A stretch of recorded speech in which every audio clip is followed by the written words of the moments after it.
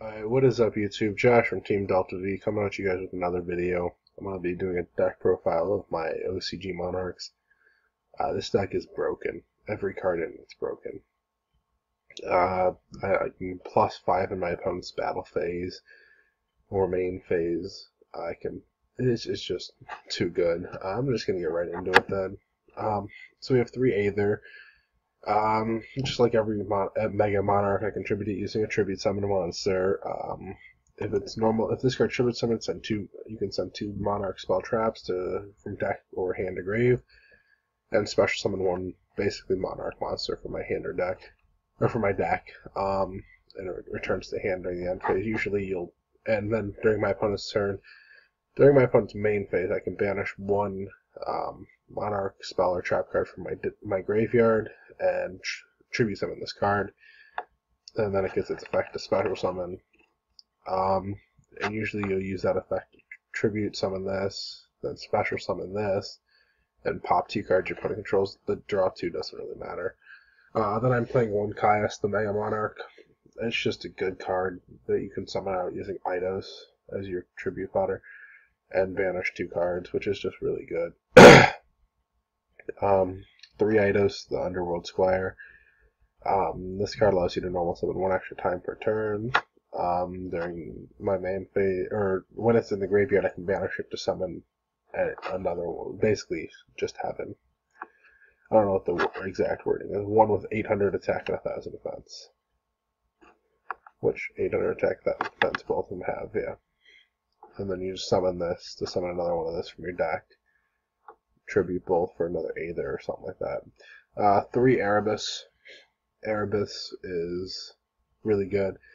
When it's tribute summon, you can send 2 Monarch spell traps from deck to grave to reshuffle 1 card from my opponent's hand, deck, or hand, field, or graveyard into the deck. It doesn't target, which is really good. And if it's in the graveyard, discard 1 Monarch spell trap card, spell trap card to target 1 monster in my graveyard, 1 Monarch monster in my graveyard, and add it to my hand, basically. Triple idea, opening this card is the best, because you normal summon this, special summon this, tribute summon this over both of them, because this thing's effect, using this thing's effect to summon another one of this, so you have it on your opponent's turn, hand, so it's just really good. 1 Kuraz, it's your disruption off of Aether. 2 Majesty's Fiend. Summoning this before your opponent goes off is really good. Rex Cosmos, Rex Magispectors, usually, unless they open with a Storm or a Cyclone as well as monsters, but usually you win. Mithra, I like 1 Mithra. I can special summon it. During my main phase, I can special summon it from my hand. My opponent gets a token, which I usually will just tribute because I've already ruined their board. Tribute the token with a Stormforth. And then if this thing's used for tribute summon, I can tribute summon a second time in that turn. So I can tribute summon over this, make use this and like an Eidos, make Mega Caius, and Eidos is activated, so I get 2 more normal summons still. And that's just broken. Banish Eidos, summon Idea, summon another Eidos, tribute both those, normal summon Aether, special summon something with Aether, tribute the normal summoned Aether into the Stalos, the Mega Monarch or something. You know, there's just so many plays. And yes, 1 Stalos, the Mega Monarch. It allows me to look at my opponent's hand, discard 1 card. If it's a monster, it burns for 200 damage per level that monster had, which is really good. And if I tribute summon it using a fire monster, which I don't play any, I get to burn for an extra 1000 damage, which is really good. This is just a really good card. It's my favorite one of all of them. The artwork is amazing. Sorry. And looking at my opponent's hand is just great. On the spells, I play 2 March of the Monarchs. So, this card's just really good at protecting my field. I was originally only playing 1, but I did like 2 because MST is prevalent as the 3 of right now. And I feel like will remain that way for a long time because pendulums are a thing. So you have 3 March, or 2 March, 3 Pantheism. This card is broken. Discard a Monarch spell trap, draw 2, banish this from grave. Reveal 3 Monarch spell trap cards. Your opponent puts 1 of them in your hand. You can only use the banish effect once per turn. However, you can use the discard to draw 2 effect as many times in a turn as possible. I play 2 precious cards from beyond. Whenever I tribute someone using 2 monsters as tributes, I get to draw 2. So if I have both these face up and I go to my opponent's turn, their main phase, and I use this thing, special this thing, I get this thing and tribute this. Basically what happens is I normal this. By tributing this, this thing triggers and gets me a search. This thing triggers gets me this. That there's a +2.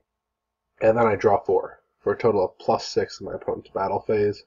And this pops 2 of my opponent's monsters, but they draw 2, making it pretty new, or 2 of my opponent's cards, which it puts me at +8. That draw 2 is pretty irrelevant, believe it or not. So that draw 2 isn't going to help them.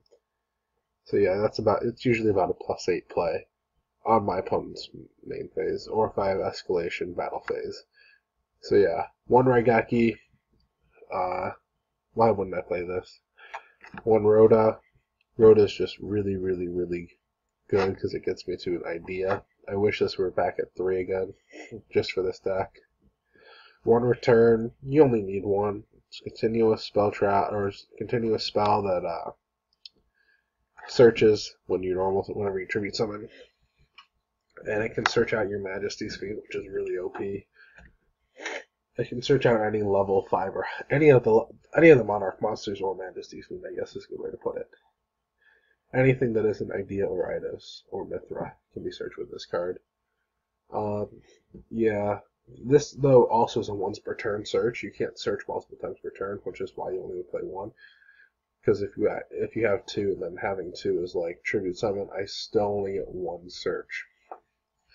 And if I have this when I go for this on my opponent's main phase with these 2 and this, basically it's a +9 then. Sorry guys, I'm a little sick. Then we have 3 Tenacity. Tenacity searches any Monarch spell trap, so March, Pantheism, Dominion, Stormforth, Escalation, Prime. So yeah, basically just really good. And then I play 2 Dominion.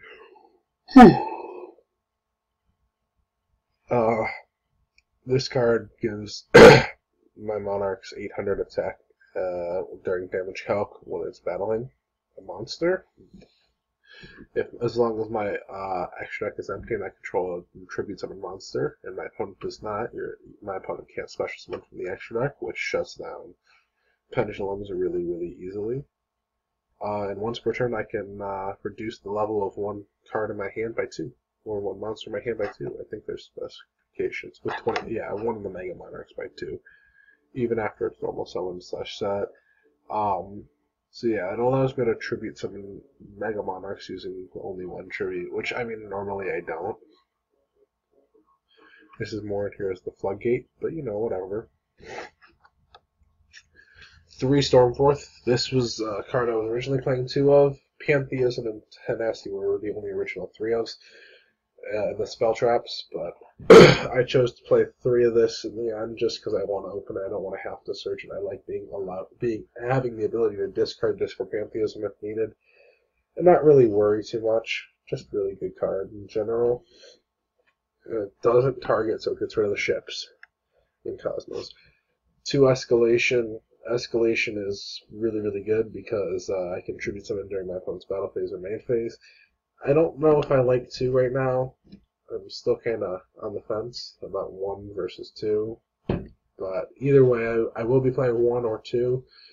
If I play 1, I will probably be putting in...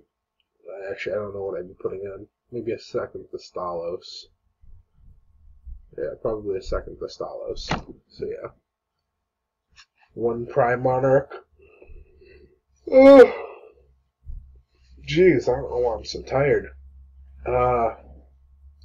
Once per turn, I can target 2 Monarch spell trap cards in my graveyard, shuffle them into the deck to draw a card. If it's in my graveyard, I can banish any of my other Monarch spell trap cards to special summon it in defense position. Yeah, really, really good card. I can special summon it, then shuffle 2 while it's a monster, because it's still technically face up on the field. It doesn't say it has to be in the trap zone or anything. It just it's one of those weird cards, so I can just special summon this thing out and shuffle 2 from my graveyard to my deck to draw a card, go +1. I use yeah, it's just so muddy. Every card in this deck is plus, except technically Rhoda and Tenacity.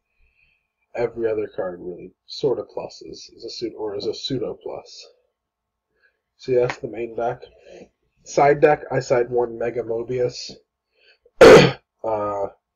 This card's really good because it allows me to remove 3 spell traps my opponent controls pretty much anytime I need it removed. My opponent's turn, whatever. Because of escalation. This allows me to pop Pendulum Scales as disruption.